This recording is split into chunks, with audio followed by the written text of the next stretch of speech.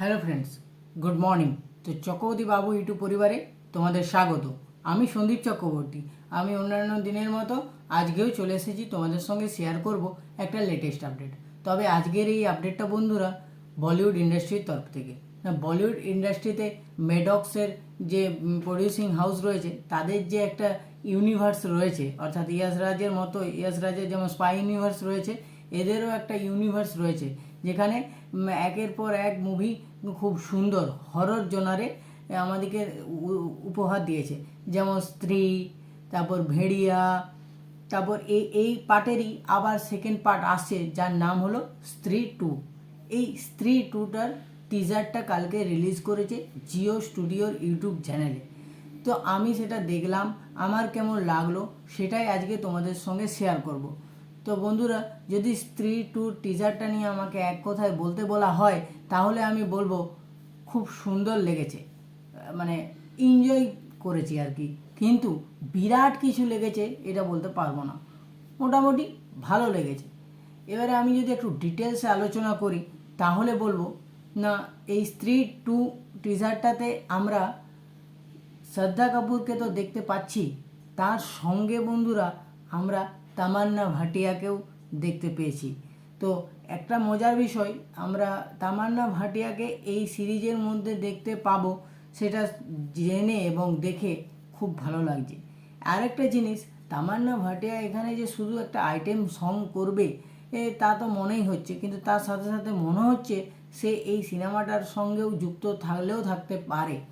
তো টিজারটা কিন্তু খুবই অল্প সময়, খুব একটা লেন্দি নয়, এবং টিজারটা এত সুন্দর করে কাট করা হয়েছে যে তুমি স্টোরিটা সম্বন্ধে বিশাল কিছু আইডিয়া করে নিতে পারবে না।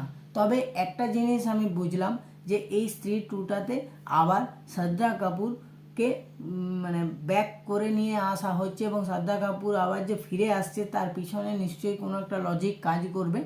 এবং এখানে কমেডিটাও কিন্তু খুব সুন্দরভাবে ওয়ার্ক করেছে, কারণ একদম লাস্টের সিনে গিয়ে তোমরা যদি লক্ষ্য করো তাহলে দেখবে রাজকুমার রাও বলছে, ভয়ে ভয়ে বলছে যে मैं पीछे मुड़ रहा हूँ लेकिन कुछ मत कर देना मेरे साथ, मैं চোখ আঁখে বন্ধ করতা হুঁ।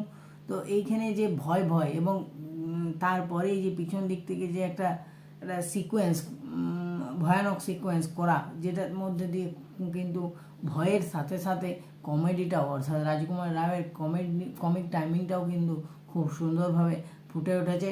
এবং আমার তো মনে হয় এখানে শ্রদ্ধা কাপুরকে আমরা আরেকটু নতুনভাবে পাবো, যেটা আমাদের কাছে আর খুবই খুশির খবর।